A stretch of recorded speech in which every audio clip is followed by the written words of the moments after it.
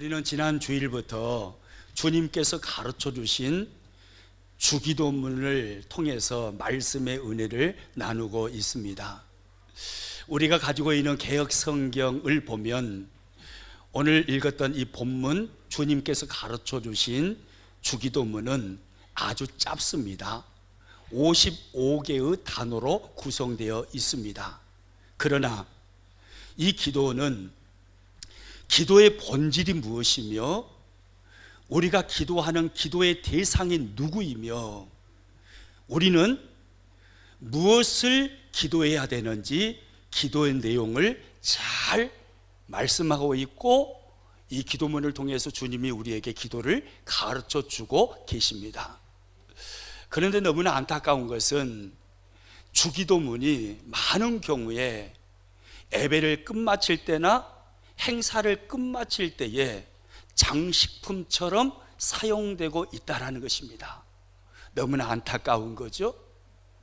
하지만 주님이 가르쳐 주신 이 주기도문은 결코 모든 행사를 마치는 장식품으로 하나의 주문처럼 사용하라고 가르쳐 주신 내용이 아닙니다. 기도는 이렇게 하라고 주님이 가르쳐 주셨습니다. 그래서 이번에 주기도문 시리즈 설교 말씀을 통해서 기도를 잘 배우기를 원하고 주님이 원하시는 기도의 사람으로 우리 모두 멋지게 세워지기를 축복합니다. 우리는 지난 주일에 내가 기도하는 기도의 대상이 누구인가에 대해서 말씀을 나누었습니다. 기억나시죠? 기도는 내용도 중요하지만 나의 기도를 받으시고 들으시는 분이 누구이신지, 내가 누구에게 기도하고 있는지 기도의 대상이 더 중요합니다. 예수님은 기도의 대상에 대해서 이렇게 말씀하셨습니다. 오늘 본문 2절 말씀 같이 읽습니다. 예수께서 이르시되 너희는 기도할 때에 이렇게 하라. 아버지여. 예수님은 기도를 가르치시면서 가장 먼저 사용한 첫 번째 단어가 아버지여 라는 단어였습니다. 무슨 말입니까? 우리가 기도하는 기도의 대상은 하나님 아버지시라는 거예요. 누가는요, 기도의 대상을 알리면서 다른 수식어를 사용하지 않고 아버지여 라는 단어를 쓰고 있습니다. 여기서 말하는 이 아버지여라는 이 말은 헬라어로 파테르라는 단어인데 이 단어의 의미는 권위적인 무서운 아버지를 의미하는 게 아닙니다. 회초리를 들고 호통을 치시는 무서운 아버지, 그 아버지의 이미지가 절대로 아닙니다. 주님이 말씀하시는 우리의 기도를 들으시는 기도의 대상 되시는 아버지는 친밀하신 아버지십니다. 여러분 믿으시기 바랍니다. 그래서 하나님은 기도하는 우리의 모든 것을 아시고 이해하시고 우리를 세워주시기를 기뻐하시는 것입니다. 그런데 동일한 본문을 기록하고 있는 마태는 아버지여 라고 표현하지 아니하고 수식어를 넣었습니다. 하늘에 계신 우리 아버지여 라고 하고 있죠. 마태복음 6장 9절입니다. 그러므로 너희는 이렇게 기도하라. 하늘에 계신 우리 아버지여 이름이 거룩히 여김을 받으시오며. 우리가 기도하는 기도의 대상은 육체의 아빠가 아닙니다. 하늘에 계신 아빠입니다. 육체의 아빠는 한계가 있습니다. 그러나 하늘에 계신 아빠는 한계가 없으신 아빠이십니다. 여러분 믿으시기 바랍니다. 그분은 온 우주 만물을 창조하신 전능하신 분이십니다. 모든 부와 권세가 그분으로부터 말미암는 것입니다. 모든 영광이, 모든 이김이, 모든 강함이, 모든 능력이 그분에게 있는 것입니다. 할렐루야. 그러므로요, 우리 인생의 모든 문제는 그분의 손에서 해결될 수 있습니다. 아멘이시죠? 여러분, 그러므로 내가 믿는 하나님이 온 우주 만물을 창조하신 전능하신 하나님이요, 그리고 인생의 생사화복을 주장하시는 하나님이요, 그분에게 부와 귀가 있음을 우리가 믿는다면 이제는 더 이상 어색해하지 말고 우리의 두 손을 거룩하신 하나님 앞에 들고 나의 아빠 하나님, 내가 사랑하는 창조주 아빠 하나님 이라고 부르짖을 수 있기를 축복합니다. 하나님의 자녀의 권세를 가지고 기도의 특권을 누리시기를 축복합니다. 할렐루야. 이제 오늘부터는요, 기도의 내용에 대해서 말씀의 은혜를 같이 나누도록 하겠습니다. 예수님은 기도를 가르쳐 주시면서 먼저는 기도의 대상에 대해서 가르치시고 이어서 우리가 무엇을 기도하여야 하는지 기도의 내용에 대해서 가르쳐 주셨습니다.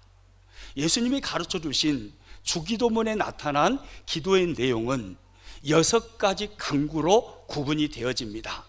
그것은 하나님의 이름, 하나님의 나라, 하나님의 뜻, 일용할 양식, 용서, 하나님의 보호, 이것입니다. 6가지 주님이 가르쳐 주신 기도의 강구 내용은요, 십계명이 두 가지로 구분이 되어지잖아요. 마찬가지로 주기도문도 2가지로 구분할 수가 있습니다. 십계명 중에 1계명부터 4계명까지는 누구에 대한 계명입니까? 하나님에 대한 계명이에요. 5계명부터 10계명까지는요, 인간에 대한 계명입니다. 마찬가지입니다. 예수님께서 가르쳐 주신 주기도문의 내용을 보면 첫 번째부터 세 번째까지 기도의 내용은 하나님의 영광에 맞춰져 있습니다. 그리고 네 번째부터 6번째까지 기도의 내용은 우리의 필요에 맞춰져 있습니다. 지금 색깔로 구분되어 있죠. 먼저 위에 3가지는 하나님의 영광, 하나님을 위한 기도, 이 기도를 먼저 하라는 것입니다. 그리고 그 후에 나머지 3가지를 내 필요에 따른 기도를 하라는 것입니다. 여러분, 이 구분은요, 우리들에게 기도에 대한 대단히 중요한 내용을 가르쳐 주고 있는데요, 우리가 기도할 때 아무리 필요가 급하더라도 나의 필요를 먼저 강구하기보다 먼저 하나님의 영광을 구하라는 것을 알 수가 있는 것입니다. 내 필요보다 무엇을요? 하나님의 영광입니다. 아무리 급해도, 그리고 구할 것이 아무리 많아도 나의 필요를 가지고 먼저 하나님 앞에 기도하는 것이 아니라 주님이 가르쳐 주신 것은 먼저는 하나님의 영광을 위해서, 하나님의 나라를 위해서, 하나님의 뜻을 위해서 기도하라는 거예요. 그리고 그 후에 나의 필요를 하나님께 구하라는 것입니다. 그래서 예수님께서도요, 마태복음 6장 33절에 가서 보면 이렇게 말씀을 하십니다. 같이 읽습니다. 그런즉 너희는 먼저 그의 나라와 그의 의를 구하라. 그리하면 이 모든 것을 너희에게 더하시리라. 할렐루야. 그런즉 너희는 먼저 뭘 구하라고요? 그의 나라와 그의 의를 구하라. 주님은 말씀하십니다. 너희가 기도할 때 먼저 기도해야 할 것은 하나님의 영광을 구하라는 것입니다. 하나님의 나라를 구하라는 것입니다. 하나님의 의를 구하라는 것입니다. 그리하면 내가 구하지 아니한 나의 모든 필요까지도 하나님이 채워 주신다는 것입니다. 이게 기도의 순서예요. 하나님의 영광을 위해서, 하나님의 나라를 위해서, 하나님의 의를 위해서 기도하는 것입니다. 그리고 나의 기도를 하는 것입니다. 오늘은 이제 첫 번째 주님께서 가르쳐 주신 기도의 내용을 살펴보려고 하는데요, 오늘 본문 2절 말씀을 같이 읽겠습니다. 예수께서 이르시되 너희는 기도할 때에 이렇게 하라. 아버지여, 이름이 거룩히 여김을 받으시오며. 주님이 가르쳐 주신 기도의 내용 첫 번째는 뭡니까? 이름이 거룩히 여김을 받으시오며, 이것입니다. 이름이 거룩히 여김을 받으시오며, 이 기도를 먼저 첫 번째 내용으로 하나님께 하라는 것입니다.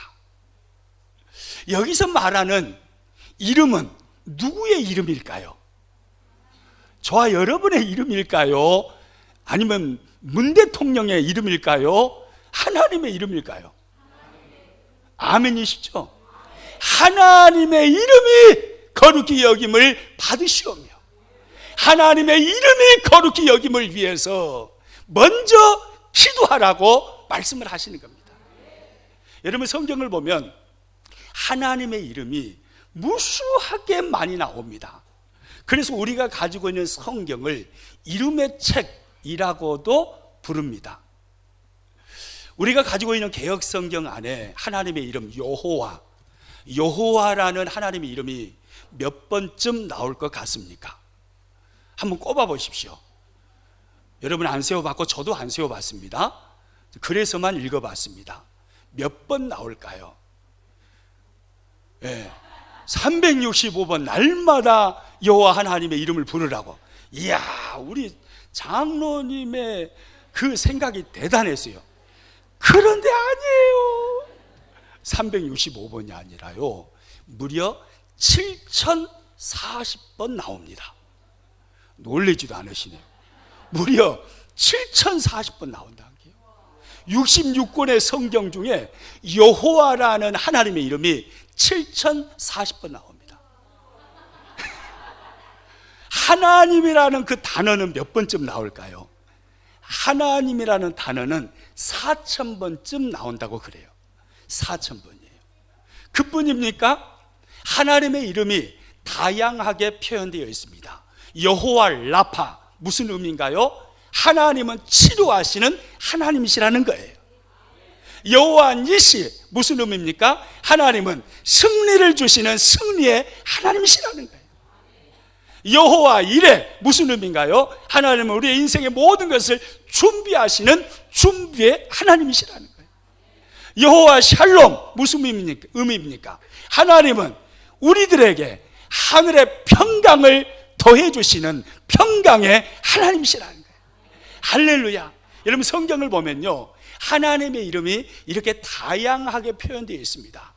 여러분, 그러면 왜 성경은 유일하신 하나님이시니까 그냥 여호와 하나님 한 이름으로만 기록하시면 우리가 기억하기도 참 좋을 건데 왜 다양한 이름을 사용하고 있을까요?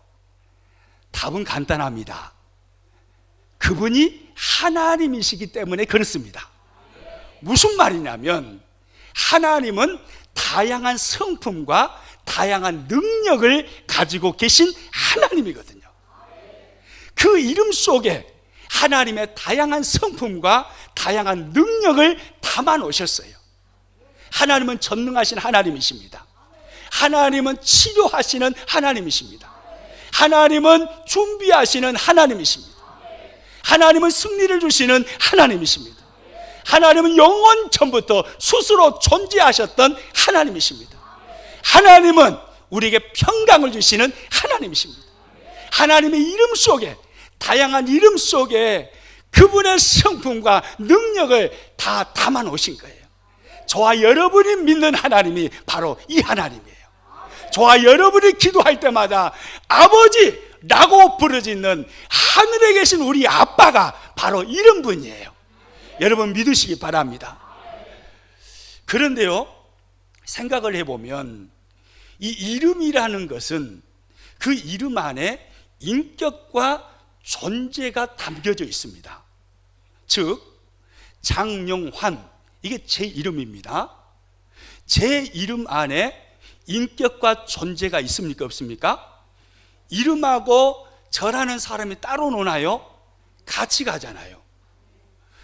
우리 교회 선임 장로님이신 변성섭 장로님, 변성섭 그러면 이름 변성섭하고 장로님 여기 앉아 계신 이 장로님하고 따로 노나요? 아니잖아요. 변성섭 장로님 그러면 지금 앉아 계시는 이 장로님 자체시잖아요. 이름은 인격과 존재를 담고 있는 겁니다. 마찬가지예요. 하나님의 이름은 하나님의 인격과 존재 자체이십니다. 그러니까 하나님의 이름이 곧 하나님이시라는 거예요. 그래서 하나님의 이름을 우습게 여겨요. 그럼 누구를 우습게 여기는 겁니까? 하나님을 우습게 여기는 거예요. 하나님의 이름을 모독합니다. 그러면 누구를 모독하는 거예요? 하나님을 모독하는 죄를 짓는 거예요. 그래서 성경을 보면요, 하나님의 이름을 모독하는 자는 돌로 쳐 죽이라고 말씀합니다. 레위기 24장 16절입니다. 여호와의 이름을 모독하면 그를 반드시 죽일지니 온 회중이 돌로 그를 칠 것이니라. 여호와의 이름을 모독하면 죽이라는 거예요. 왜요? 하나님의 이름은 곧 하나님이시기 때문입니다. 하나님의 이름을 모독하는 것은 하나님을 모독하는 것이 되는 거예요. 우리가 가지고 있는 10계명, 이 10계명도 마찬가지입니다. 10계명 중에 3계명을 성경은 이렇게 쓰고 있습니다. 출애굽기 20장 7절 가지고 있습니다. 너는 내 하나님 여호와의 이름을 망령되게 부르지 말라. 여호와는 그의 이름을 망령되게 부르는 자를 죄 없다 하지 아니하리라. 할렐루야. 하나님의 이름을 망령되이 여기는 자를 죄 없다 하지 아니하리라 말씀하십니다. 왜요? 하나님의 이름이 곧 누구이시니까요? 하나님이시니까. 하나님의 이름과 하나님은 똑같아요. 그런데 오늘날요, 세상을 보면 하나님의 이름을 무시하고 망령되이 일컫는 사람들이 참 많습니다. 하나님, 영어로 표기하면 God, G-O-D라고 표기하잖아요. 지독하게 교회를 싫어하는 사람들은 God, G-O-D를 그 스펠링 순서를 바꿔가지고 D-O-G로 쓰는 사람도 있어요. 하나님의 이름을 무시하고 망령되이 일컫는 거죠. 제기랄, 이것이 뭐여? 어쩌스까이? 이런 말, 이런 의미를 담고 있는 오마이갓, 이 단어가요, 오늘날 교회에 얼마나 많이 들어와 있는지 몰라요. 오마이갓, 젊은이들이 많이 쓰는 유행어잖아요. 그러나 엄밀히 말하면 이 말도 하나님의 이름을 망령되이 일컫는 말입니다. 제기랄, 이것이 뭐예요? 어쩌스까이? 이걸 왜 오마이갓이라고 써요? 우리 교회에서는 이 오마이갓이라는 이 말 자체가 사라져버리기를 축복합니다. 하나님의 이름을 망령되이 일컫는 것은 하나님을 망령되이 일컫는 죄를 범하는 것입니다. 우리는 하나님의 이름을 망령되이 일컬어서는 안 됩니다. 그분의 이름을 높여야 됩니다. 그분의 이름을 찬양해야 됩니다. 그분의 이름에 영광을 올려 드려야 되는 것입니다. 그러면 이름이 거룩히 여김을 받으시오며, 이 말의 의미가 무엇일까요? 종교개혁자 존 칼빈은 이 부분을 이렇게 해석을 했습니다. 같이 노란색 읽어봅니다. 하나님께서 마땅히 받아야 할 영광, 바로 이렇게 해석을 했습니다. 이름이 거룩히 여김을 받으시오며 라는 말은 하나님의 이름이 영광을 받으시옵소서.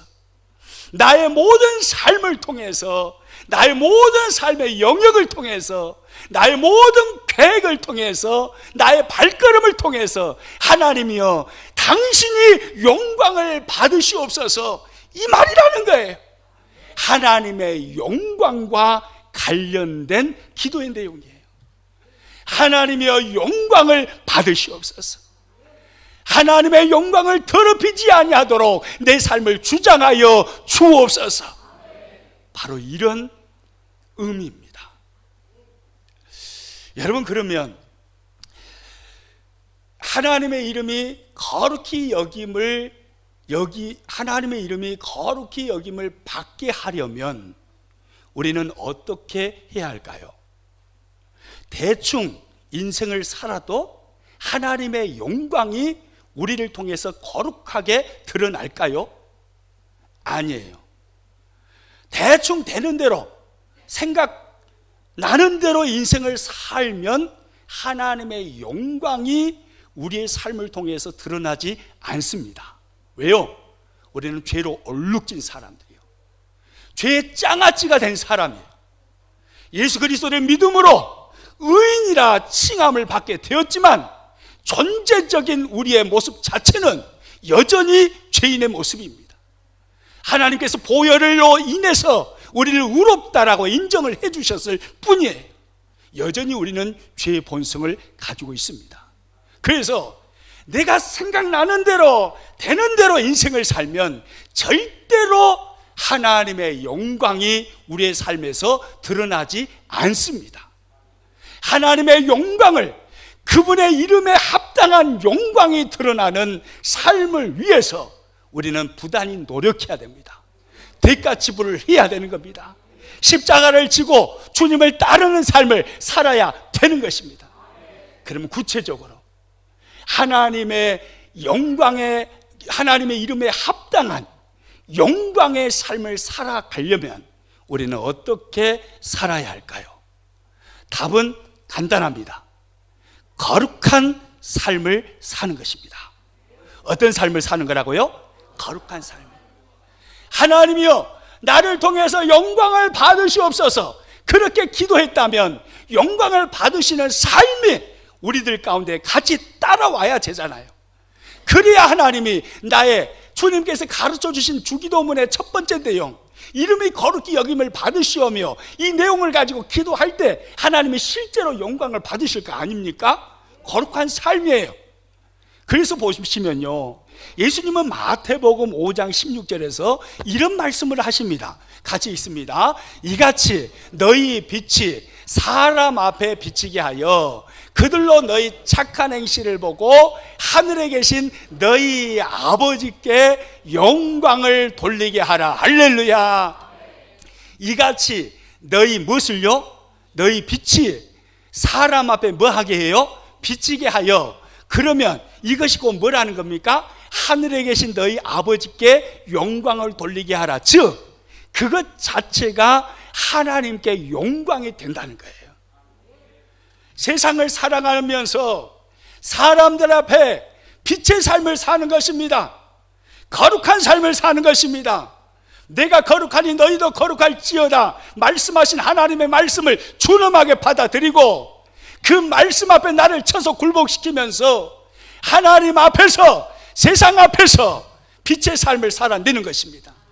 그러면 그 삶을 통해서 하나님께 영광이 올려지는 거예요. 주님은 그렇게 말씀하고 있습니다. 거룩한 삶입니다. 신앙생활이 뭡니까? 믿음이 뭡니까? 예배당에 와서 예배를 드리는 자체가 신앙생활이고 믿음입니까? 아니에요. 그것은 신앙생활의 한 부분일 뿐이에요.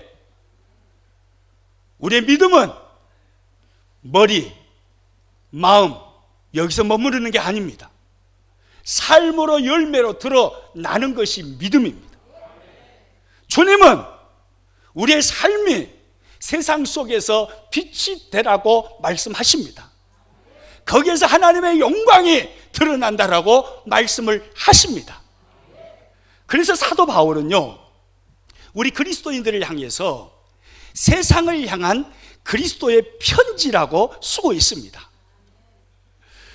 고린도후서 3장 3절 말씀 같이 있습니다. 너희는 우리로 말미암아 나타난 그리스도의 편지니 이는 목으로 쓴 것이 아니요 오직 살아계신 하나님의 영으로 쓴 것이며 또 돌판에 쓴 것이 아니요 오직 육의 마음판에 쓴 것이라. 너희는 우리로 말미암아 나타난 뭐라고요? 그리스도의 편지라고요. 저와 여러분이 그리스도의 편지래요. 예수 그리스도를 보여주는 편지 말입니다. 세상 사람들은 우리를 보면서 그리스도를 읽은대요. 우리가 편지입니다. 세상에 보여지는 편지입니다. 그리스도의 편지예요. 사람들은 하나님을 우리를 통해서 읽는 겁니다. 우리의 삶을 통해서 보는 것입니다. 세상을 향한 그리스도의 편지, 이것이 저와 여러분의 신분입니다. 여러분, 그러면 우리가 그리스도의 편지라면 편지에 있어서 양이 중요합니까? 내용이 중요합니까?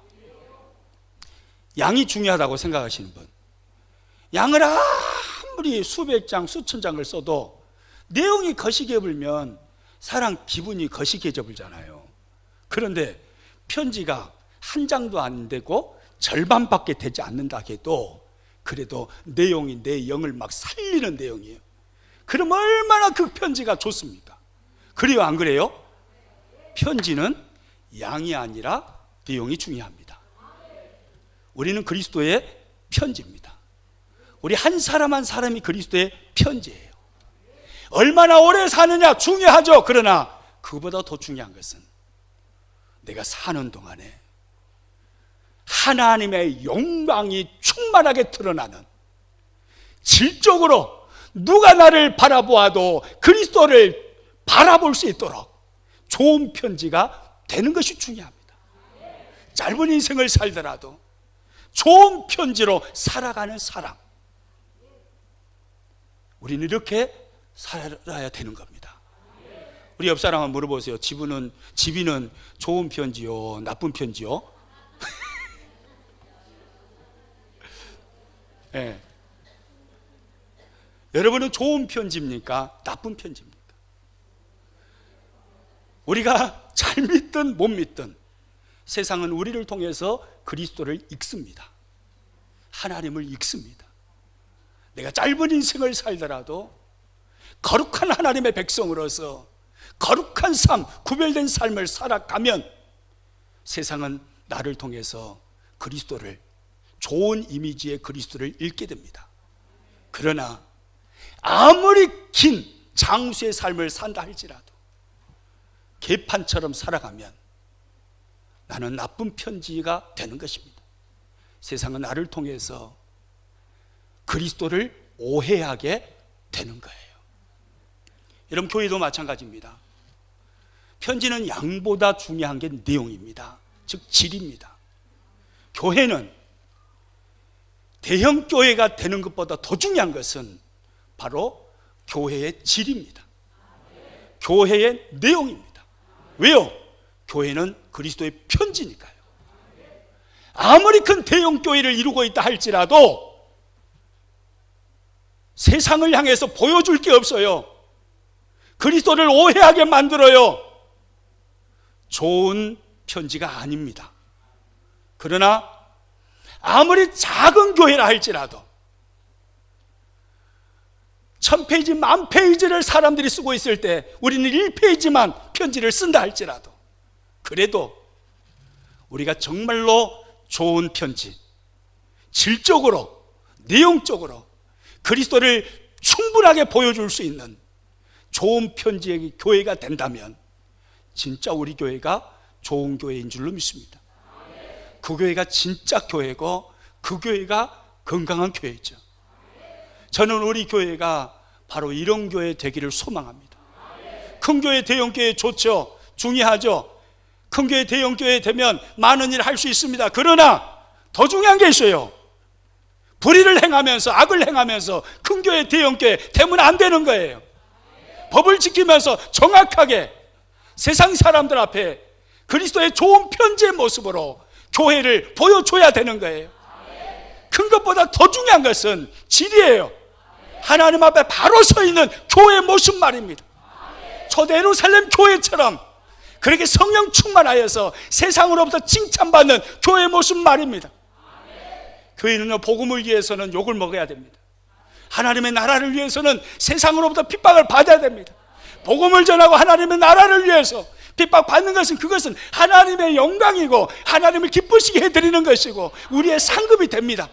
그러나 세상으로부터 욕먹는 이유가 복음이 아니고 하나님의 나라를 위한 것이 아니고 주님의 영광을 위한 것이 아니고 우리의 잘못으로 인한 것이라면 그것은 해서는 안 되는 일인 거예요. 예? 교회는 양보다 질이에요. 이게 더 중요해요. 저는 우리 교회가요, 질적으로 하나님 앞에 정말로 바로 서 있는 교회, 교회가 할 일을 하는 교회.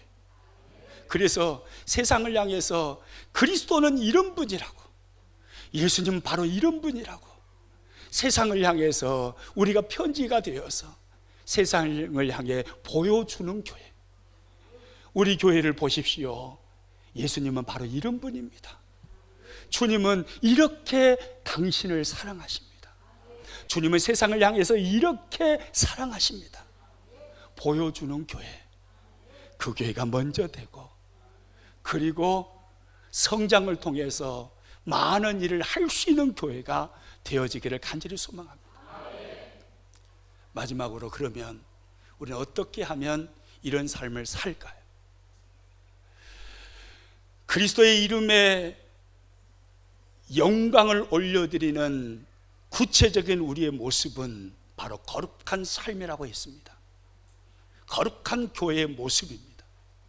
어떻게 하면 우리 개개인의 그리스도인은 이런 삶을 살 수 있으며, 어떻게 하면 교회가 그런 교회 될 수 있을까요? 성령 강림 주의를 통해서 초대 예루살렘 교회를 살폈습니다. 사도들은 어떻게 그렇게 능력의 사도, 세상이 감당치 못할 사도가 되었나요?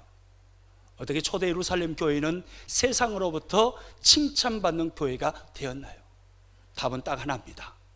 그들이 성령 충만 받았기 때문입니다. 사도행전 2장 2절에서 4절 말씀 같이 읽습니다. 호련히 하늘로부터 급하고 강한 바람 같은 소리가 있어 그들이 앉은 온 집에 가득하며, 마치 불의 혀처럼 갈라지는 것들이 그들에게 보여 각 사람 위에 하나씩 임하여 있더니 그들이 다 성령의 충만함을 받고, 할렐루야. 여러분, 사도행전 2장 이후의 모든 사도행전의 기록들은 바로 성령 충만의 결과들이에요. 성령 충만 받았더니 사도들이 이렇게 변해서 능력 있는 삶, 세상을 변화시키는 삶을 살아냈다는 것입니다.